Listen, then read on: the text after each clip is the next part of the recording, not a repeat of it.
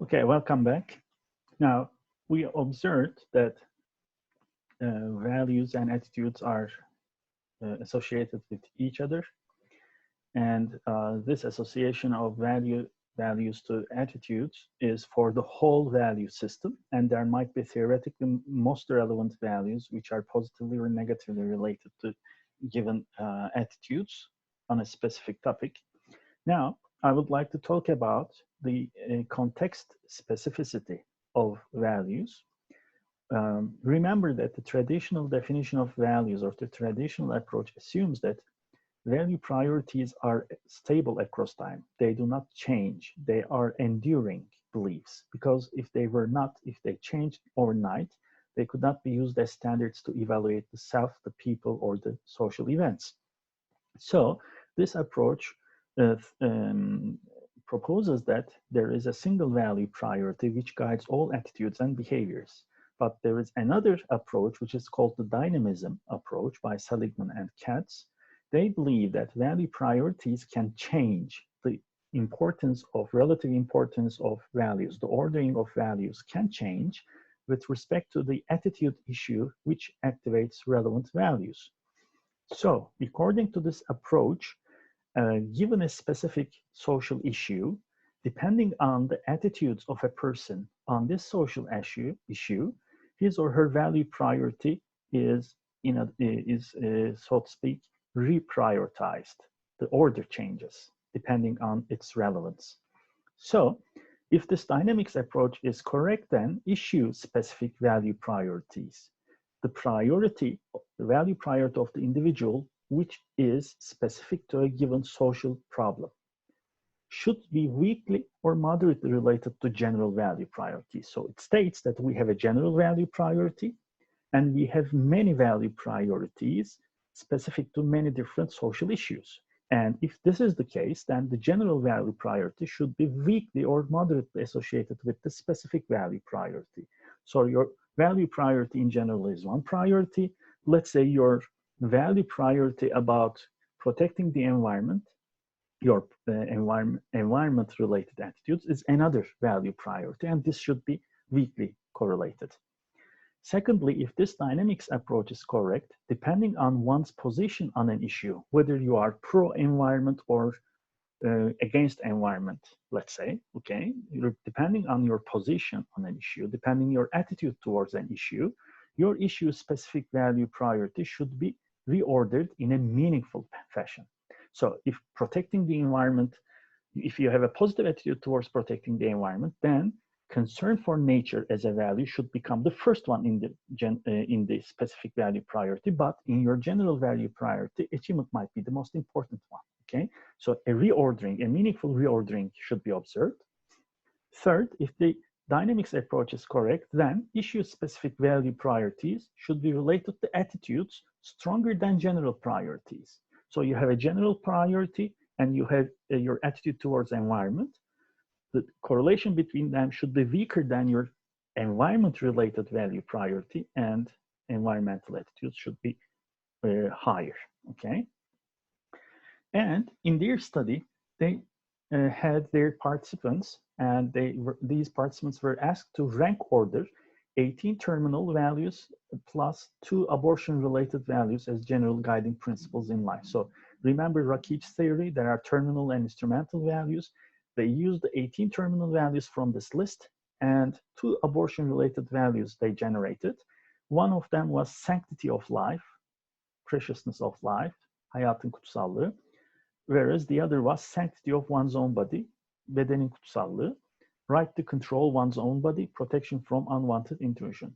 So these 2 values are added to these 18 terminal values, and the participants were asked to write a story about abortion. So they activate the abortion in their minds, and they filled out an abortion attitudes questionnaire. So there are statements about abortion, and each participant filled out this questionnaire indicating how much they agree or disagree with each statement, and they have a total attitude score for abortion. And then they use the median split. Remember, median is the midpoint of the distribution, and people who are above median, let's say, are pro-choice people who are who believe that abortion is a matter of choice for the woman, whereas below the median means a negative attitude, which means pro-life attitude. Then this would mean that the person believes that life is precious. It's important to keep the life going on. Okay, so two different positions in an attitude issue is determined by median split of the total scores. And they also filled some other filler personality scales to distract them from the issue. And finally, an experimental and a control group was created. Subjects in the experimental group ordered values as guiding principles in their evaluations and feelings about abortion. In the control group, ordered as general principles. So what's the design? First, everybody fills out the values. Everybody ranks the values as in general. Okay, general value priorities obtained from everyone. Then they wrote a story. They stated their attitudes towards abortion and so on. Then they reordered their attitudes, their values, thinking about abortion in their mind. So a general priority and abortion-related priority in the experimental group. In the control group, general priority, again, general priority, okay? So we would like to observe whether there is a difference between general and abortion-related in the experimental group, and there is no difference between two general principles, okay? Why do they write stories about abortion? Because they really want to observe whether the change in the ordering of values specifically is because of a change in value ordering, but not because of activating abortion in the long-term memory. That's why we have a control group. So look at the results. General to general correlations. It's very high. Before writing the story and after writing the story, general value priorities were similar, 0.84, okay?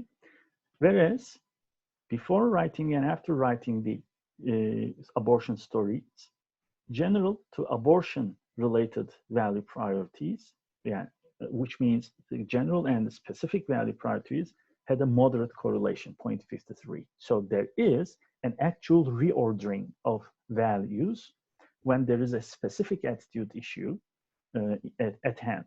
Now look at the pro-choice people. Remember, the theory states that the value priority should have a meaningful reordering depending on one's position on this issue.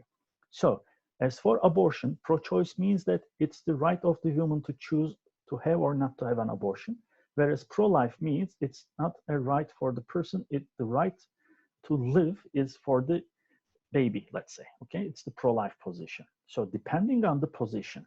Now look at the abortion specific and general priorities. For pro-choice people, in the general priority, sanctity of body, okay, bedenin kutsallığı, was almost one of the least important values. Whereas when they were told to think about abortion and reorder their values, the sanctity of the body raised up to 4th position. So as we observe here, depending on the position of on that abortion issue, people change the order of sanctity of body in their priority, and in the specific value priority, it became more important. Look at the pro-life. Exactly the same is observed. For the pro-life people, in their general priority, sanctity of life, yaşamın kutsallığı, is one of the least important values. Whereas when they reorder their values, thinking about abortion, it became the most important value. So from this research, we learn that the value priorities can be reordered depending on which attitude issue is immediate in the mind of the person. This is important because, remember, values organize attitude objects. Attitude objects are related to behaviors in specific contexts. Last week we talked about this semantic network memory model. Therefore, in a specific context, a specific attitude object, depending on its evaluation, can change the ordering of the values. So in school context, an attitude object would be cheating, okay? Or dishonest academic behavior. So depending on whether the students believe dishonest academic behavior is a deviance or not deviance, their values will change, okay? That's why it's important. And as you observe in this table, correlation with abortion positions, general value priorities had weaker correlations with attitudes towards abortion. A positive correlation here means that the more important a given value, the more pro-choice is the attitude. So if sanctity, the sanctity of body, if it is important more, then the person will have a pro-choice attitude more. So look at here, sanctity of body in general priority is not related to attitudes, but it is positively related to and significantly related to pro-choice attitudes in specific value priority, which means specific value priorities predict attitudes better than general value priorities, which teaches us an important lesson. The context in which you are operating for values education is important. You should first identify the important attitude objects in this context and try to figure out which values will become more important in that context as they are related to this specific attitude object. And look at salvation. Salvation, remember, is ahiret mutluluğu, okay? It's a religious value. And negative correlation means the more important the value, the more pro-life is the attitude. So negative attitudes towards abortion, it means. So salvation in general value priority is strongly related to negative attitudes, but it is even stronger related to abortion-related attitudes in specific value priority. So we take our lesson here that specific value priorities are better predictors of attitudes. Another important line of research in value-attitude relations is the values as truisms model. Truism means that some statement is true without seeking evidence, okay? Truismin tam bir Türkçe karşılığı yok ama kanıt aranmadan doğruluğuna inanılan inançlar demek. And Mayo and Olson thought that we learn values in the society that we are brought up. We do not question these values. Therefore, we do not have specific reasons for why different values are important. They are important just because they are important, okay? We don't, they are largely shared by other members of the society, and there is no cognitive support for why they are important. We don't have reasons to hold. But if we have reasons for any attitude or any cognitive structure to hold true, then we have stronger attitudes and they are resistant to change. Then, if values are truisms, some beliefs which we hold without having support, cognitive support, then our position in a given value must change if we do not have support. So they kept on their theory stating that if analyzing reasons for holding values make cognitive reasons salient rather than affective reasons, meaning if we think about for reasons why we hold certain values true or important, then we will access in our memory some cognitive reasons rather than affective reasons, rather than why we like to think so, rather than why we feel so, okay? Then, if attitudes are based on cognitive reasons, if we have support for our attitudes, they are more likely to be related to values than the attitudes which are affectively based. Now, the question here is this: who holds, what kind of a person holds attitudes with cognitive reasons? What kind of person holds attitudes for affective reasons? Then they introduced an important personality characteristic which is called self-monitoring. Remember, self-monitoring is monitoring one's own behaviors in a given social context, and depending on the cues in the context, the person, a high self-monitored person, chooses and displays, acts the best fit behaviors in the context so that he or she will be approved and included in this context, okay? But low self-monitored people are called principled people. They do not care for the social environment. They have their own internal standards to guide their attitudes and behaviors, so their behaviors are always the same regardless of the context. So we have high self-monitors and low self-monitors.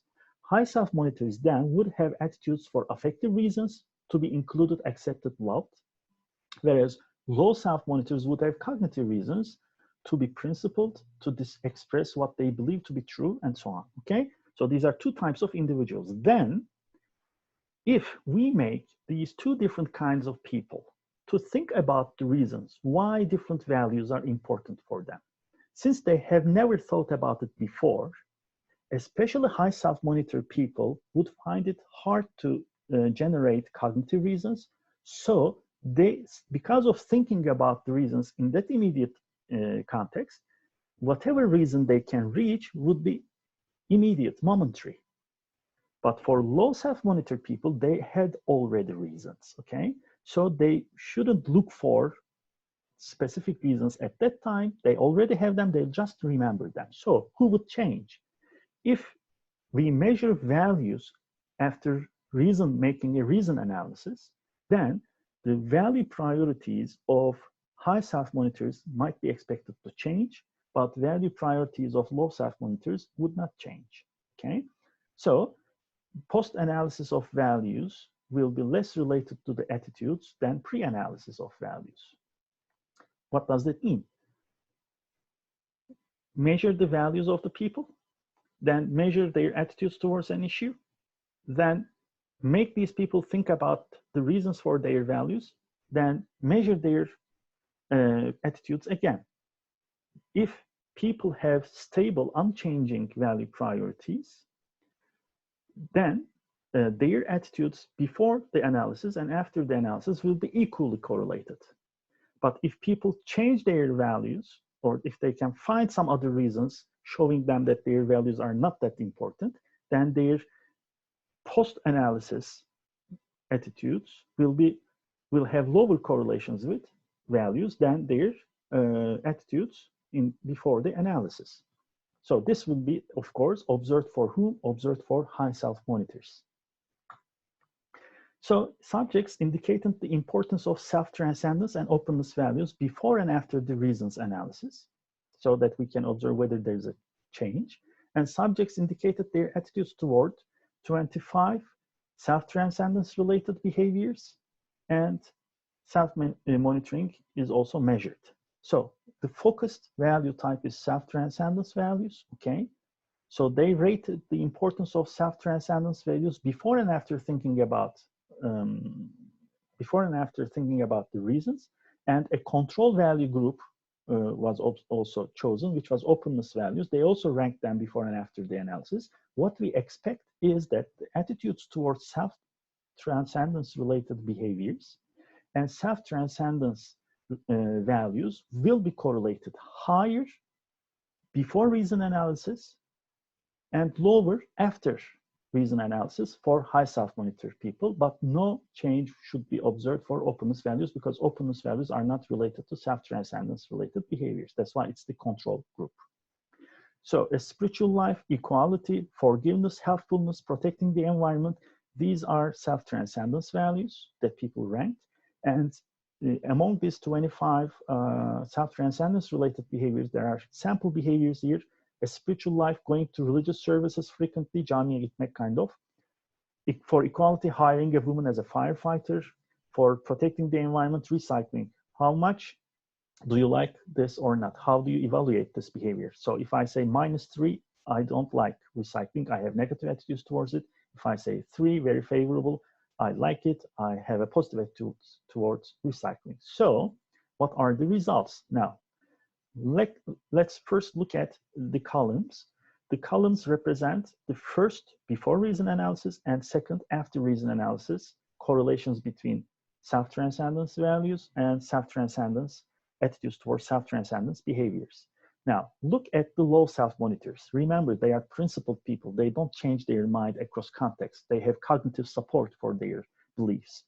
As you observe here, the value priorities of low self-monitors do not change, and they are almost equally correlated with self-transcendence related value, correlated with attitudes towards self-transcendence related behaviors. No change in values and value-attitude relations. But look at high self-monitor people. Remember, they are pragmatic people. They change their behaviors according to the context so that they are accepted and approved in this context. They fit in there, okay? So they don't have cognitive support. When you make them think about reasons, their values can change in any direction, depending on what they remember at that moment.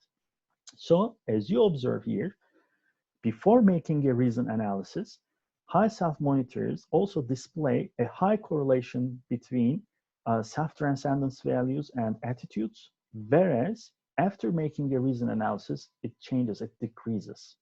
So this is another important lesson. Do value priorities change? The answer is yes, depending on what? Depending on the personality type. Self-monitoring. Then, depending on what? The second answer would be depending on how much cognitive support we have for believing that a specific value is important for us. This is called the reason, gerekçe. So this line of research teaches us that if people have good reasons before or while they are developing their value priorities, then these value priorities will be stable. They will not be open to change. So this lesson is important again for values education, because if we want the values that we want to cultivate in our students to be stable, we should also make them think about reasons while we are educating them about these values, okay? This is the third lesson we have today. Okay, now that's enough for value-attitude relations. Now let's move on to value-behavior relations. Values are also related to behaviors, and why do people behave according to their values is an important question. People behave according to their values because everybody has a need for consistency between values and behaviors. Remember cognitive dissonance theory. We want that our attitudes and behaviors to be consistent. Otherwise, we experience an aversive state and negative emotional state, and we would like to reduce the dissonance. So in order that we do not experience dissonance, what we believe to be important should be should be congruent with what we behave in actual life. So that's how behaviors become expressive of our values. And if we express our values by our behaviors, we believe we are valuable people because we act as we think, we act as we believe, okay? And value consistent action is also rewarding. If we behave in accord with what we believe to be important, then we feel rewarded. If we believe honesty is important, and if we don't lie, if we always speak the truth, then we will feel internally rewarded, okay? And people get what they want in that sense. So another critical question is then, which behaviors are related to values? Behaviors should have a potential to express the values so that value-behavior relations are strong, okay? So we call these value-expressive behaviors. So if protecting the environment is important for me, a value-expressive behavior will be recycling, okay? If achievement is important to me, then studying hard is an expressive behavior, and so on. You can think about many examples like this, and you have to think about such examples in order that you can construct a good values education program. So look at the previous studies in which we found, people found, or researchers found significant correlations between values and behaviors. Voting for political parties, for instance, cooperation competition, choosing university majors, attending religious services, natural food consumption. These are some behaviors which we find to be correlated with values. What is the lowest common denominator? En küçük ortak payda. What is the lowest common denominator of all these different types of behaviors? They are voluntary acts.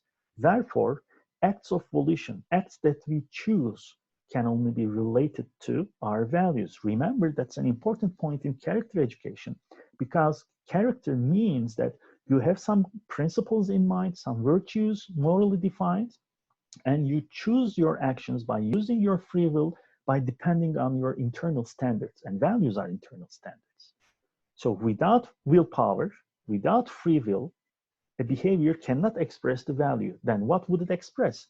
It would express the conventions, the social norms, that's it. You do things just because other people ask you to do it. That's not internalization, remember. Internalization means that you make the values of your own personality system and you act accordingly by using your own free will, okay? So value expressive behaviors, which are voluntary actions, are related to values. And this is a study by Bardi and Schwartz. They created a list of behaviors which might be value expressive. Look at the first one, for instance. Power values can, for instance, be expressed by such kind of behaviors. Pressure others to go along with my preferences and opinions. Choose friends and relationships based on how much money they have. These are specific behaviors which might be expressive of power values. Another example from, let's say, stimulation, watching thrillers, korku filmi, okay?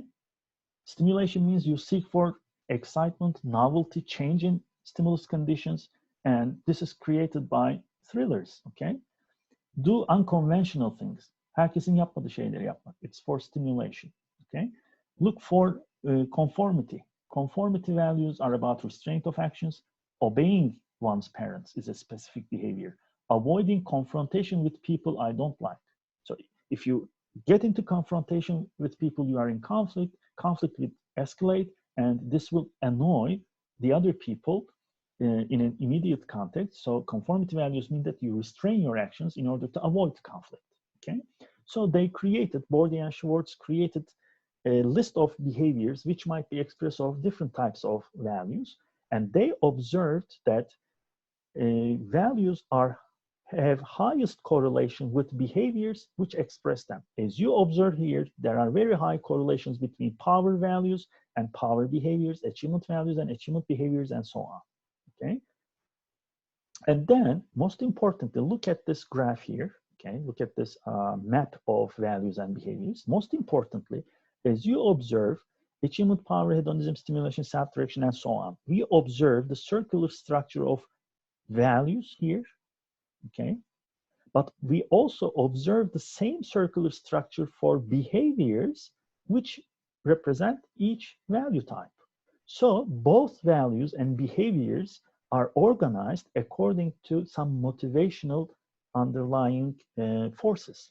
So if a behavior is motivationally relevant to a value, then they are grouped together, it means. As you see here, benevolence values and behaviors are grouped together. Look at here, security values and behaviors are grouped together, and so on. And look at this diagonal line. It represents the correlations between behavior set and values. So again, we observe the highest correlations between a given value type and value expressive behaviors. Now, a question here, depending on these findings, is that why tradition, now look at here, tradition, stimulation have the highest, whereas achievement, security, conformity, and benevolence values have the lowest correlations with relevant behaviors? The answer will follow like this. People may conform to situational pressures and do not perhaps behave as fitting to their values in achievement, security, and conformity and benevolence related behaviors. Just let's have an example. Look at benevolence values. Helpfulness is a benevolence value. In a given specific context, in a given specific situation, helping another person can also be influenced by external forces. So you might believe that being helpful is very important, but helping another person might be very costly, depending on the demands of the situation. And although you believe that helping is important, you do not help this person just because of situational constraints. Let's give a more specific example. You believe helpfulness is important, and then a specific behavior to express helpfulness is to donate money for poor people, okay? But the correlation is low. Why? If you don't have money in your pockets, enough even for yourself, how can you donate money? So that's an external force which restricts your behavior. So your behavior would be different than what you believe. That's possible. So some behaviors are influenced more by situational constraints. And if this is the case, value-behavior correlation decreases. Another lesson we take from here, you have to figure out in school contexts which behaviors are expressive of certain values, okay? And you should also figure out possible external pressures on students which can hinder them display these behaviors, okay? Peer pressure, for instance. So a student might believe that health is important, and this student might not want to smoke, and when he or she doesn't smoke, she does something expressing his or her behavior. But if other friends, the peers, have pressure on this person can smoke, although he or she does not, he or she believes that health is important, okay? So keep this in mind when constructing your projects about values education. That's another lesson. As for value-behavior relations, how values guide behaviors are investigated by different researchers. One of them is a cognitive process theory. According to this approach, values are cognitive structures in our minds.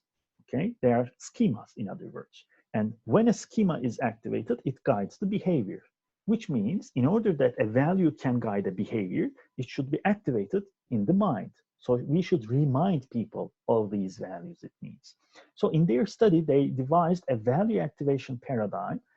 Participants were provided with a value profile of a person, a stranger, for whom environment-related values were important. So they read the value profile of this person. They see that protecting environment and other kinds of environment-related values are important to this person. Now, reading this text activates values in the long-term memory. Then they were asked to write a realistic impression about this person so that they elaborate on the schema. So the schema becomes very available in the mind.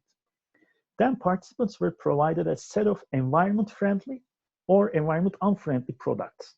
So suppose there is a specific TV set which emanates much radiation, which is dangerous for environment. Then there's another TV set which emanates less energy or radiation, which is less harmful to the environment.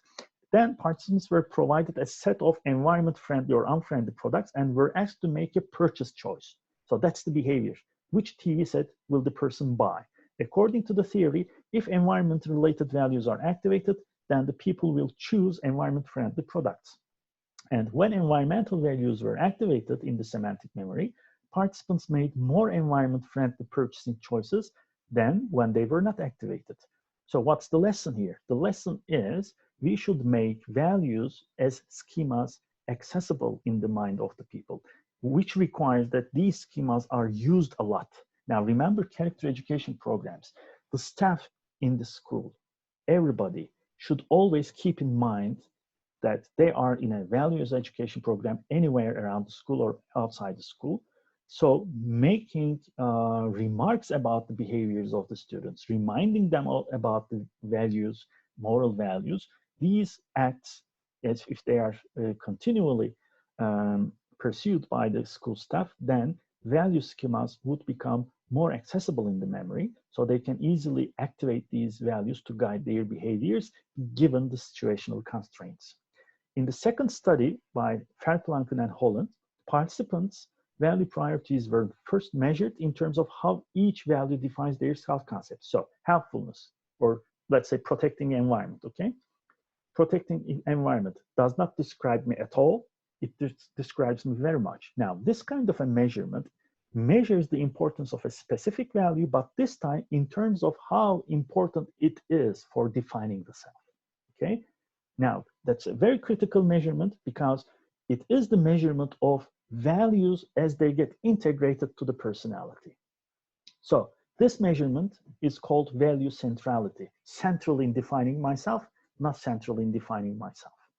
It becomes very part of myself, my personality. It's not part of my personality, it means, okay?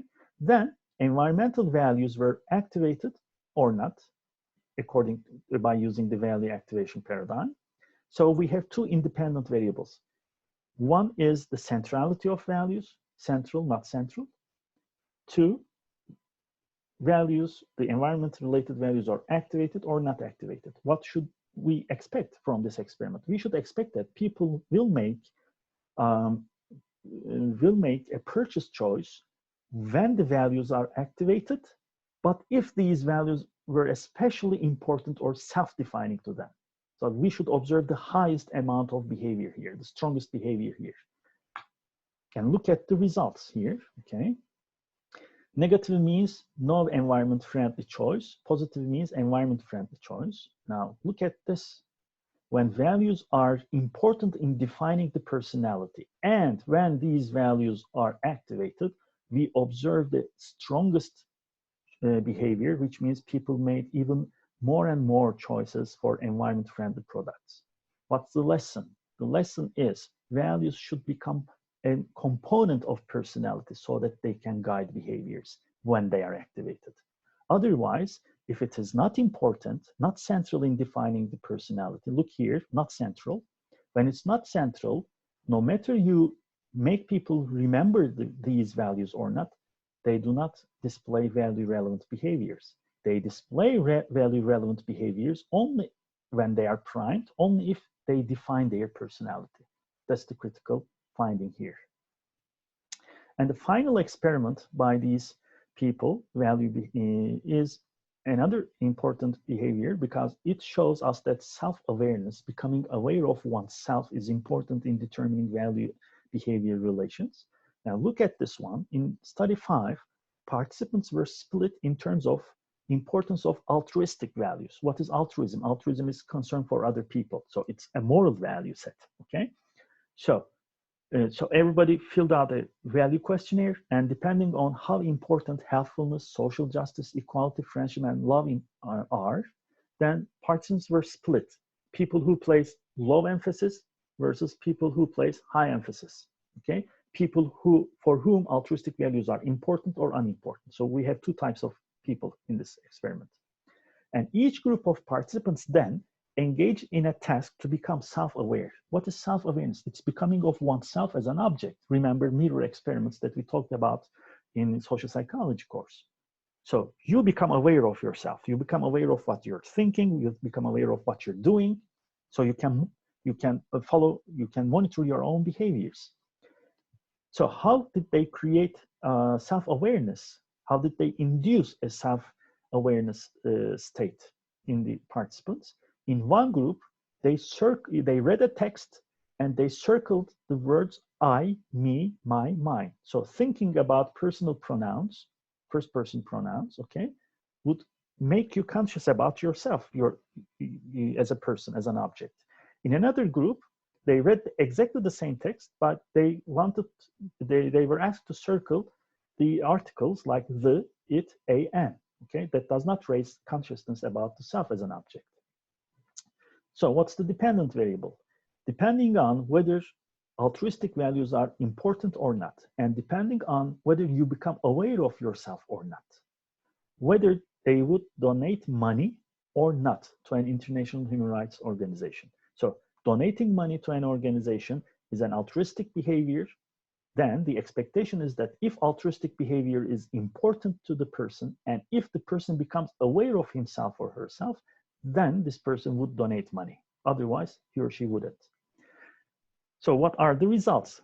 Now, again, what we observe here is that if values are central again in defining myself, if they became a part of my personality. So if altruistic values are defined as part of their personalities by these participants, and if they become aware of themselves as an object, they displayed the highest amount of donation. So again, let me put this important critical unseen feature of this experiment. In this experiment, values are not activated, okay? No values activation paradigm. Rather, it is the self system which is activated. The personality as a cognitive system is activated. But again, we observe exactly the same result. Rather than activating the values, activating the self system predicts the behavior, although values are not activated. What does that mean? It strongly shows us that values define personality. And if a specific set of values define the personality, and if these values can become, if people can become aware of these values, remember, when people become aware of themselves, they can use the standards to compare their behaviors against them, and values are standards. So when they are made aware of themselves, the value set became accessible but through personality. And when the value set became accessible, if it is central in defining the personality, it predicted a high amount of value relevant behavior. Again, the same lesson. Values should become part of one's personality so that it can influence the behaviors, and people should have some amount of awareness about themselves so that their behaviors can be guided by their values. So for today, I'll stop here. I guess we had a lot of search in value, attitude, and behavior relations. There's some amount of information about value behavior relations still, but I'm going to talk about them next week. So until next week, goodbye, take care of yourself, and stay at home. Bye.